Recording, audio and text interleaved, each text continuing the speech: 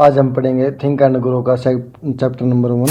और इससे पहले हमने इसकी प्रस्तावना पढ़ी थी, लेखक क्या कहना चाहता था, थोड़ी उसमें इंट्रोडक्शन थी। और आज हम इसका चैप्टर नंबर 1 पढ़ेंगे जिसका नाम है सोच की शक्ति का परिचय। मैं इसको ध्यान से पढ़ूंगा और आप इसको ध्यान से सुनेंगे।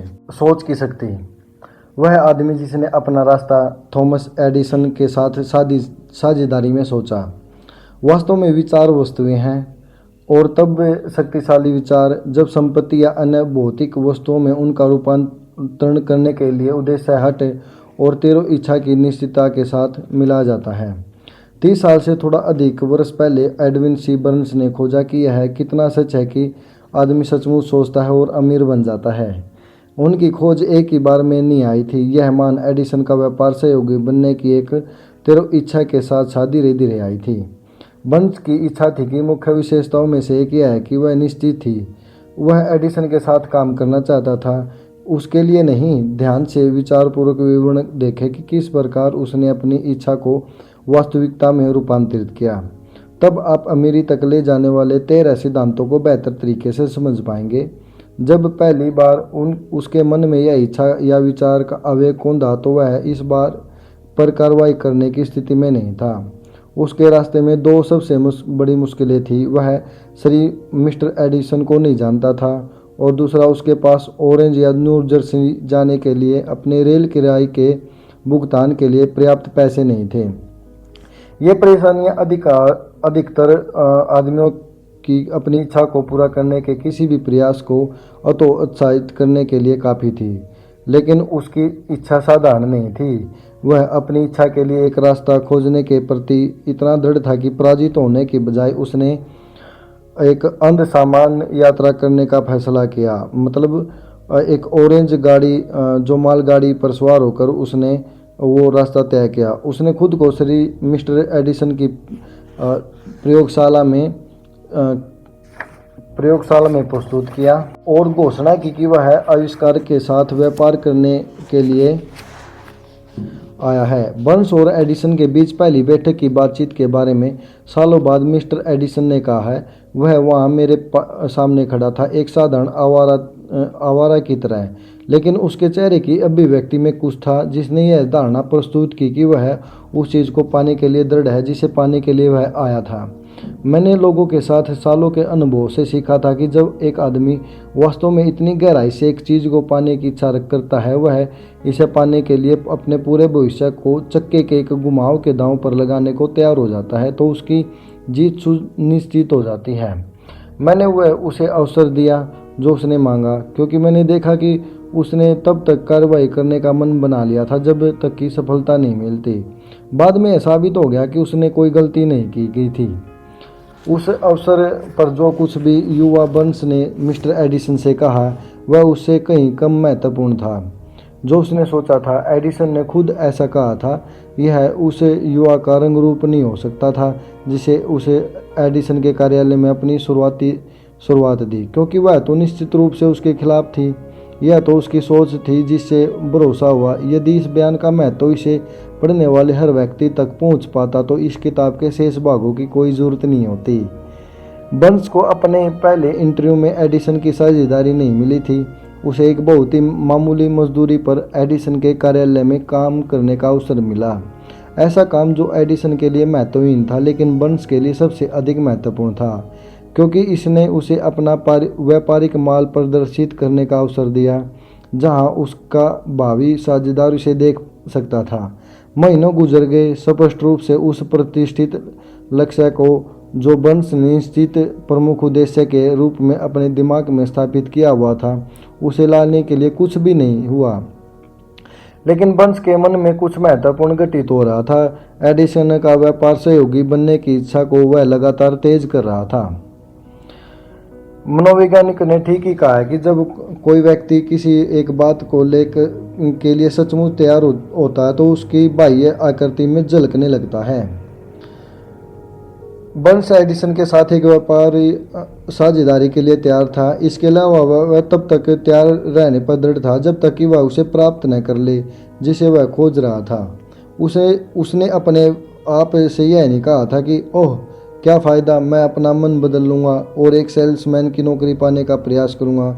बल्कि उसने यह कहा था, मैं एडिसन के साथ व्यापार करने या यदि इसमें मेरा शेष जीवन भी लगता है तो मैं इसे अंत तक पूरा करूँगा। और यही उसका मतलब था। लोगों के पास कहने के लिए कितनी अलग अलग कहानी रहती है। अगर वे एक निश्चित उद्देश्य अपनाते और उद्देश्य के साथ तब तक खड़े रहते हैं जब तक उनके साथ कुछ पाने वाली जुनूनी बनने का समय होता है।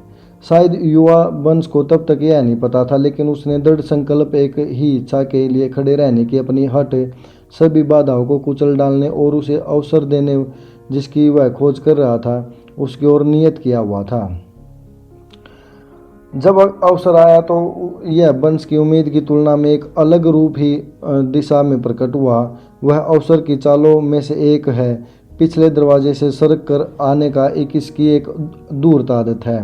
अक्सर यह दुर्भाग्य या अस्थायी हार के रूप में बेस बदल कर आता है। शायद यही कारण है कि बहुत सारे लोग अवसर की पहचान करने में विफल रहते हैं।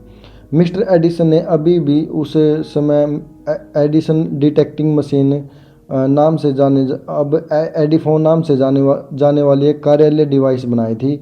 उनके सेल्समैन मशीन से उत्साहित नहीं थे। उन्हें विश्वास नहीं था कि इसे बड़े प्रयास के बाद बिना बेचा जा सकता है। बंस ने अवसर देखा। यह एक अजीब दिखने वाली मशीन में छिपा हुआ चुपचाप रिंग कर अंदर आया था, जिसने और किसी और को नहीं बल्कि बंस और आविष्कार को प्रभावित किया था। बंस जानता था कि वह एडिसन की डिटेक्टिंग मशीन बेच सकता है। उसने एडिसन को इसका सुझाव दिया और तुरंत अवसर पा लिया। उसने मशीन बेची। वास्तव में उसने इसे इतनी सफलतापूर्वक बेचा कि एडिसन ने उसे देश भर में मशीन वितरित करने और बेचने का एक कॉन्ट्रैक्ट दिया। इस व्यापार पार्टनरशिप से नारा बना एडिसन द्वारा बनाया गया और बंस द्वारा स्थापित किया गया व्यापार संगठन 30 से अधिक वर्षों से चल रहा है, जिसके जरिए बंस ने खुद को अमीर बनाया, बल्कि उसने कुछ अनंत रूप से अधिक किया है। उसने साबित क्या कर दिया कि आप सचमुच सोचकर अमीर बन सकते हैं। मेरे पास यह जानने का कोई और तरीका नहीं है कि बंस की मूल इच्छा उसके वास्तविक नकद के लायक रही या नहीं। शायद इसे उसने 2 या 3 लाख डॉलर दिलाया, लेकिन यह राशि जो भी हो वह महत्वहीन बन जाती है जब उसकी संपत्ति उसके तुलना इसके द्वारा निश्चित ज्ञान के रूप में प्राप्त की गई उस अधिक बड़ी संपत्ति से की जाती है। बंस ने खुद को पूरी तरह से महान एडिसन के एक साथ पार्टनरशिप में समझा। उसने खुद को एक अच्छे भाग्य में समझा। उसके पास आरंभ करने के लिए कुछ नहीं था सिवाय यह जानने की असमता के कि वह क्या चाहता है, और इच्छा के साथ तब तक खड़े रहने के लिए दृढ़ संकल्प के जब तक यह वास्तविक न बन जाए। उसके पास शुरू करने के लिए पैसा नहीं था। उसके पास शिक्षा थी, लेकिन बहुत कम। सोने से 3 फुट पहले। विफलता के सबसे सामान्य कारणों में से एक अस्थायी हार द्वारा पैदा होने वाली अड़चन के कारण भाग खड़े होने की आदत। हर व्यक्ति कभी न कभी इस गलती का दोषी होता है। आरयू डर्बी के एक अंकल गोल्ड रश के दिनों में स्वर्ण बुखार से ग्रस्त हो गए थे और खुदाई करके अमीर बनने पश्चिम चले गए थे। उन्होंने कभी नहीं सुना था कि पृथ्वी से निकाले गए आज तक के सोने की तुलना में अधिक सोना आदमियों के दिमाग से खनन किया गया है।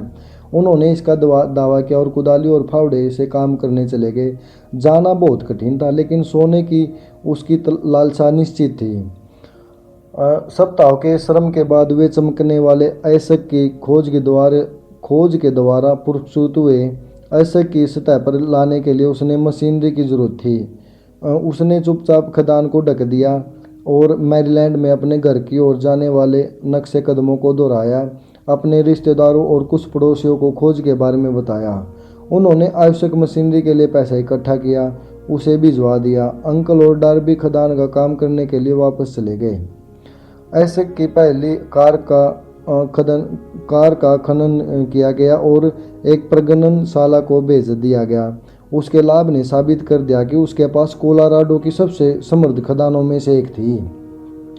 अस की कुछ और कारें कर्जे को निपटा देती। तब एक बड़ा लाभ आता था। खुदाई गहरी होते गई, डॉर्बी और अंकल की उम्मीदें ऊपर चढ़ती गई। फिर कुछ हुआ, स्वर्ण अस की वाहिनी गायब हो गई। वे इंद्रधनुष के अंत पर पहुंच गए थे और सोने का कटोरा अब नहीं रह गया था। फिर से वाहिका खोजने की कोशिश करते हुए बेतहाशा खुदाई करते रहे, पर कोई फायदा नहीं हुआ। अंत में उन्होंने छोड़ दिया और फैसला किया कि उसने सारी सिंधी $100 में बेचकर एक कबाड़ी को बेच दी और वापस घर के लिए ट्रेन पकड़ ली। कुछ कबाड़ी बेवकूफ़ होते हैं, लेकिन यह नहीं था। उसने खदान को देखकर एक छोटी सी गणना करने के लिए एक खनन इंजीनियर को बुलाया। इंजीनियर ने सलाह दी कि परियोजना विफल रही है क्योंकि मालिक कमियों की लाइन से परिचित नहीं था। उसकी गणना ने दिखाया कि खुदाई उस जगह से महज 3 फुट दूर थी जहां डर्बी ने खुदाई बंद कर दी थी, और वह बिल्कुल उसी जगह पर पाई गई। कबाड़ी ने खदान से ऐश में करोड़ों डॉलर कमाए क्योंकि वह हार मानने से पहले विशेषज्ञ की सलाह लेने के लिए बारे में पर्याप्त जानता था।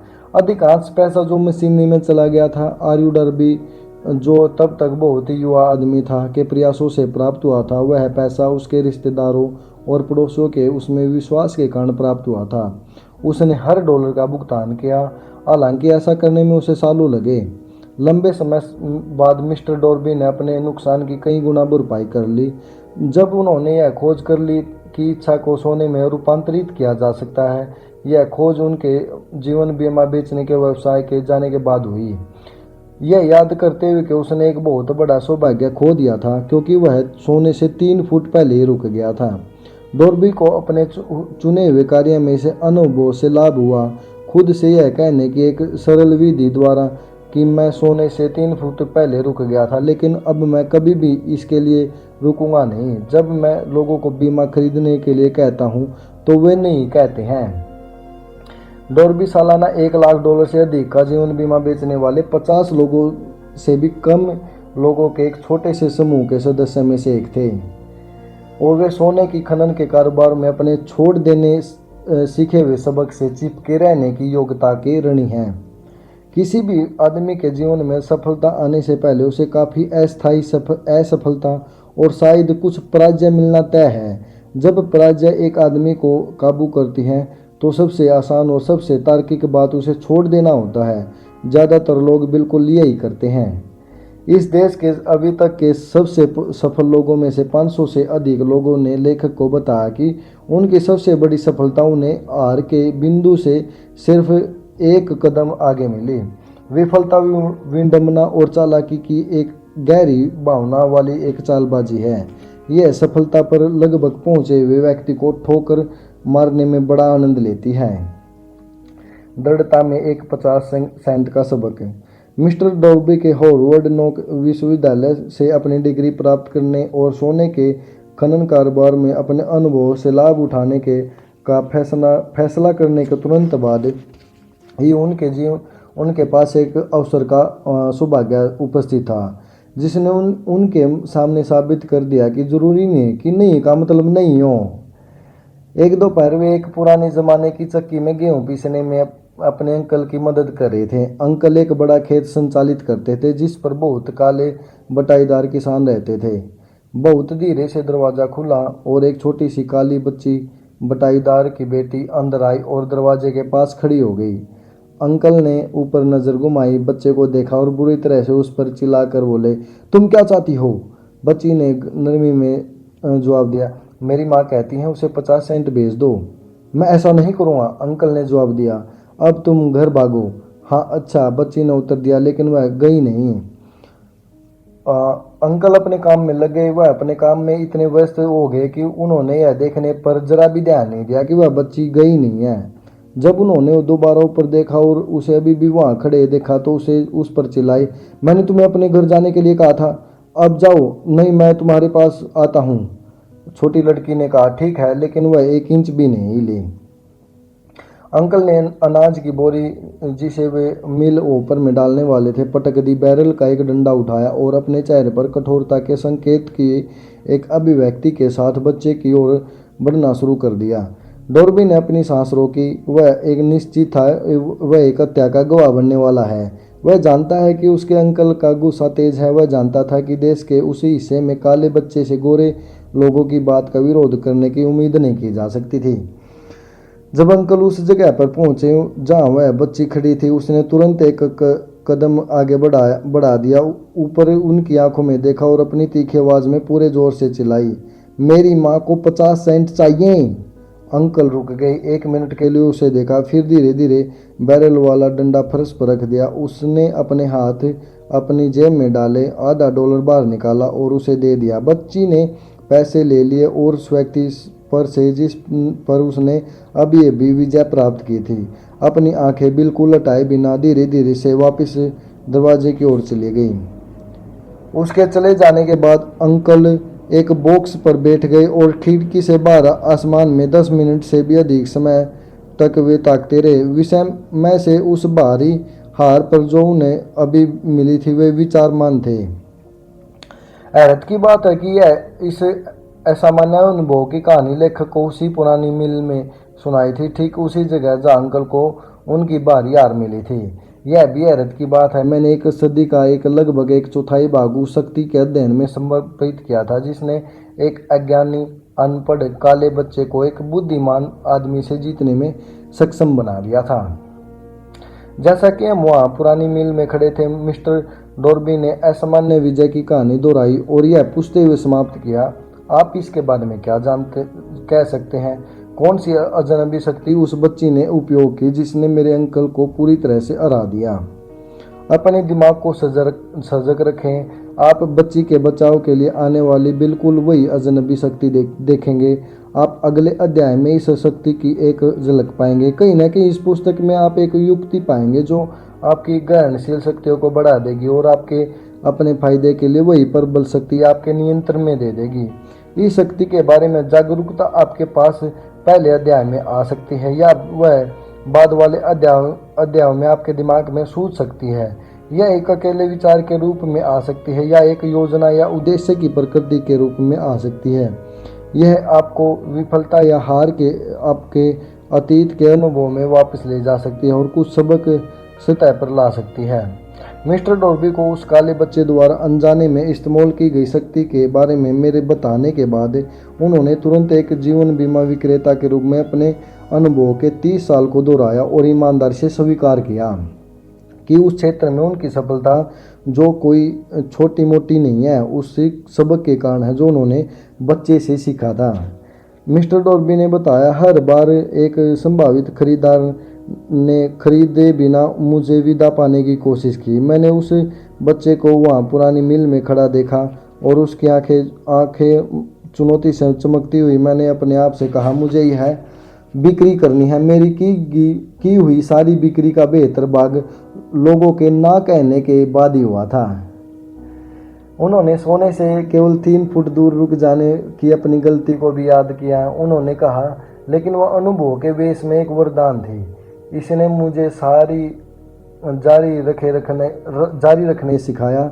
इससे कोई फर्क नहीं पड़ता कि चलना कितना भी मुश्किल हो। एक सबक जिसे किसी भी चीज़ में सफल होने से पहले मुझे सीखने की ज़रूरत थी।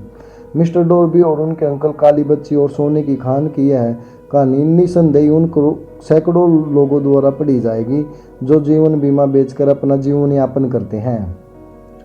और उन सब के लिए लेखक के सुझाव की पेशकश करना चाहती है कि डॉर्बी हर साल 1 लाख डॉलर से अधिक का जीवन बीमा बेचने के लिए अपनी क्षमता के लिए इन 2 अनुभवों का ऋणी है। जीवन अजनबी है और अक्सर अति सूक्ष्म। सफलताओं और असफलताओं दोनों की जड़ें साधारण अनुभवों में होती हैं। मिस्टर डॉर्बी के अनुभव काफ़ी सामान्य और सरल थे, फिर भी वे जीवन में उनके भाग्य का जवाब रखते थे, इसलिए वे उतने ही महत्वपूर्ण थे जितना कि समय जीवन। उनको इन 2 नाटकीय अनुभवों से लाभ हुआ क्योंकि उन्होंने इसका विश्लेषण किया और इसका सबक प्राप्त किया।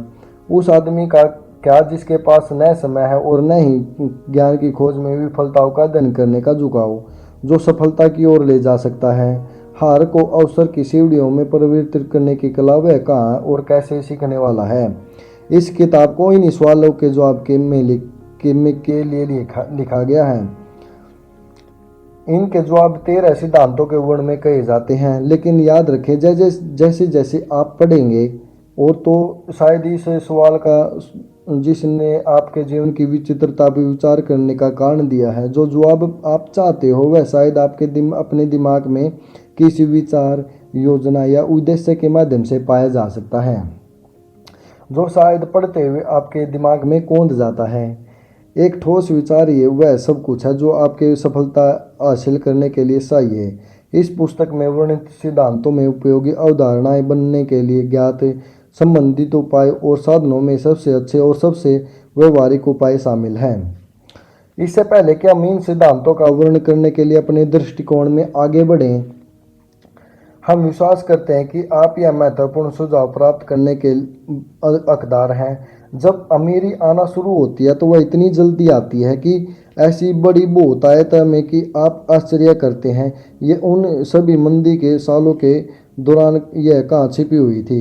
यह एक चौंकाने वाला बयान है और अन्य सब भी इसी तरह है। जब हम आम धारणा को ध्यान में लाते हैं और अमीरी कठिन और लंबे समय तक काम करने वाले लोगों को ही मिलती है। जब आप सोचना और अमीर बनना शुरू कर देते हैं, आप देखेंगे कि अमीरी मन की एक अवस्था है, उद्देश्य की निश्चितता के साथ बहुत थोड़ी या बिल्कुल भी मेहनत नहीं शुरू से होती है। आप और हर अन्य व्यक्ति जो यह जानने में रुचि लेना चाहिए कि किस प्रकार दिमाग की उस अवस्था को प्राप्त किया जाए जो अमीरी को आकर्षित करती है। मैंने 25,000 से अधिक लोगों का विश्लेषण करते हुए अनुसंधान में 25 साल बिता दिए, क्योंकि मैं भी जानना चाहता था उस तरह से लोग अमीर कैसे बनते हैं। उस अनुसंधान के बिना यह पुस्तक नहीं लिखी जा सकती थी। यहाँ एक बहुत ही बड़ी महत्वपूर्ण सच्चाई पर ध्यान देने का अर्थ है। व्यापार मंदी 1929 में शुरू हुई थी और विनाश के रिकॉर्ड समय तक जारी रही थी, जब तक कि कुछ समय बाद राष्ट्रपति रूजवेल्ट ने कार्यालय में प्रवेश किया। फिर मंदी शून्य में फीकी होनी शुरू हुई और बिल्कुल उसी तरह जैसे एक थिएटर में एक बिजली मिस्त्री इतने धीरे धीरे रोशनी उठाता है कि आपको महसूस करने से पहले अंधेरा प्रकाश में परिवर्तित हो जाता है, ऐसे ही लोगों के मन में भय का जादू धीरे धीरे फीका होता जाता है और विश्वास बन जाता है। बहुत बारीकी से निरीक्षण करें, इतनी जल्दी आप इस दर्शन के सिद्धांत पर प्रभुत्व प्राप्त करते हैं, उन सिद्धांतों को लागू करने के लिए निर्देशों का पालन करना शुरू करते हैं, आपकी वित्तीय स्थिति में सुधार आना शुरू हो जाएगा और जिस चीज को भी आप छुएंगे वह आपके लाभ के लिए संपत्ति में बदलना शुरू हो जाएंगी। असंभव? बिल्कुल नहीं। मानव जाति की मुख्य कमजोरियों में से एक औसत आदमी का असंभव शब्द के साथ परिचय होना है। वह उन सभी नियमों को जानता है जो काम नहीं करेंगे, वह उन सभी चीज़ों को जानता है जिन्हें नहीं किया जा सकता। इस किताब को उन लोगों के लिए लिखा गया था जिन्हें उन नियमों की तलाश है जिन्होंने दूसरों को सफल बना दिया और जो सब कुछ उन नियमों के लिए दांव पर लगाने को तैयार है। कई साल पहले मैंने एक बढ़िया शब्दकोश खरीदा था। पहली बात जो मैंने उसके साथ की थी वह है असंभव शब्द पर जाना और उसे बड़े करीने से किताब से हटा देना। आपके लिए ऐसा करना कोई मूर्खता की बात नहीं होगी। सफलता उन लोगों को मिलती है जो सफलता के प्रति सचेत हो जाते हैं। असफलता उन लोगों को मिलती है जो उदासीनता से खुद को असफलता के प्रति जागरूक बनने की अनुमति देते हैं। कुल मिलाकर बहुत से लोगों में पाई जाने वाली एक और कमजोरी समय के विचारों और मान्यताओं द्वारा हर चीज और हर किसी को मापने की आदत। कुछ लोग जो इसे पढ़ेंगे वे भी विश्वास करेंगे कोई भी सोचकर अमीर नहीं बन सकता। वे अमीरी के दृष्टिकोण से नहीं सोच सकते क्योंकि उनके सोचने की आदत गरीबी, अभाव, दुख, विफलता और हार से बनी हुई है। ये दुर्भाग्यपूर्ण लोग मुझे एक प्रमुख चीनी की याद दिलाते हैं जो अमेरिकी मायनों में शिक्षित होने के लिए अमेरिका आया था। उसने शिकागो विश्वविद्यालय में दाखिला लिया। एक दिन राष्ट्रपति हार्पर उस युवा ओरिएंटल से परिसर में मिले। कुछ मिनट उसके साथ बातचीत करने के लिए रुके और पूछा कि अमेरिकी लोगों की कौन सी सबसे ज्यादा ध्यान दिए जाने लायक विशेषता ने उसे प्रभावित किया था। क्यों? आश्चर्यचकित चीनी बोला, आपकी आंखों का अजीब तिरछापन। आपकी आंखें तिरछी नहीं है। हम चीनियों के बारे में क्या कहते हैं?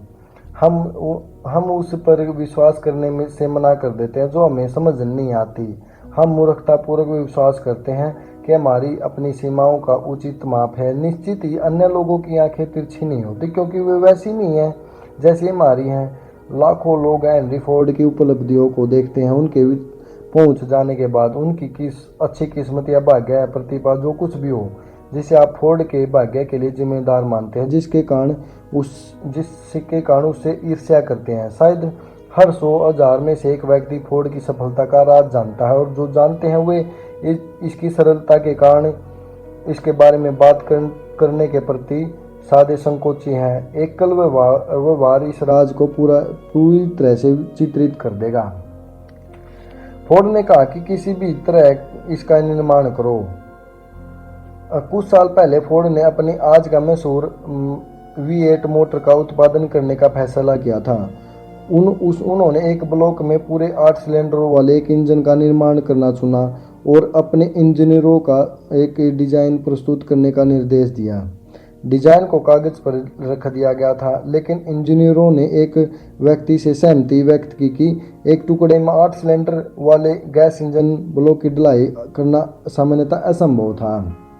फोर्ड ने कहा, किसी भी तरह इसका निर्माण करो। उन्होंने जवाब दिया, लेकिन यह असंभव है। आगे बढ़ो, फोर्ड ने आज्ञा दी, और काम पर लगो जब तक कि सफल ना हो जाओ। कोई फर्क नहीं पड़ता कितना समय लगता है। इंजीनियर आगे बढ़े। यदि उन्हें फोर्ड का कर्मचारी बने रहना था तो उनके पास करने के लिए और कुछ भी नहीं था। 6 महीने गुजर गए, कुछ नहीं हुआ। अन्य 6 महीने और बीत गए, अभी भी कुछ नहीं हुआ। इंजीनियर ने आदेश को पूरा करने के लिए हर कल्पना योजना की कोशिश की, लेकिन लगा कि यह हो ही नहीं सकता, यह असंभव है। वर्ष के अंत में फोर्ड ने अपने इंजीनियरों के कार्य की जांच की और फिर उन्होंने बताया कि इसके आदेश को पूरा करने के लिए कोई रास्ता नहीं मिला। सीधे आगे बढ़ो, फोर्ड ने कहा। मैं चाहता हूं कि मैं यह पा लूंगा। वे आगे बढ़े और तब मानो जादू के एक ही झटके से राज खोज लिया गया। फोर्ड की दृढ़ संकल्प एक बार और जीत गया। यह कहानी सूक्ष्म सटीकता के साथ कहीं नहीं जा सकती, लेकिन इसका योग सही है। आप जो सोचे अमीर बनने की इच्छा रखते हैं तो इससे परिणाम निकाले। फोर्ड का लाखों का राज यदि आप कर सकते हो, आपको बहुत दूर देखने की जरूरत नहीं होगी। हेनरी फोर्ड एक सफलता है क्योंकि वह सफलता के सिद्धांत को समझता और लागू करता है। इनमें से एक है इच्छा। कोई भी क्या चाहता है यह जानना है। जब आप पढ़ते हैं कि फोर्ड की इस कहानी को याद करने उन पंक्तियों को समझे जिनमें एक अद्भुत उपलब्धि के रहस्य का वर्णन किया गया है। यदि आप ऐसा कर सकते हैं, यदि आप उन सिद्धांतों के समूह पर उंगली रख सकते हैं जिन्होंने हेनरी फोर्ड का अमीर बना दिया, तो आप उसकी उपलब्धियों की लगभग किसी भी व्यवसाय में बराबरी कर सकते हैं जिसके लिए आप अनुकूल हैं। तो आज हमने पढ़ा chapter number 1 think and grow rich का। ये बहुत ही अच्छा चैप्टर था और ऐसे ही हम इस सीरीज़ को कंटिन्यू करेंगे। चैप्टर वाइज हम कंटिन्यू करेंगे, क्योंकि मैं ये लॉन्ग वीडियो इसलिए बना रहा हूँ, इसमें पूरी किताब इसलिए पढ़ रहा हूँ क्योंकि ना जब जो हम 7-8 मिनट की वीडियो बनाते हैं उसमें पूरी तरह से लेखक के मैसेज नहीं डिलीवर हो पाता, और हम डोपामिन हिट करने के लिए बस वो थोड़ी बहुत देर के लिए वो सुन लेते हैं या फिर वीडियो देख लेते हैं, तो उसमें वो जो महत्वपूर्ण चीज़ें बताई गई है या फिर जो एग्जाम्पल हैं वो अच्छे से डिलीवर नहीं हो पाते। और आज मैंने इसका चैप्टर नंबर 1 पढ़ा है और इसका सीरीज़ को मैं कंटिन्यू करूँगा। आप इसको ध्यान से सुन सकते हैं। ये जिसके पास समय नहीं है या बुक पढ़ने का, उन आप सुन सकते हो। एटलीस्ट आपने मुझे इतना समय दिया। Thank you very much.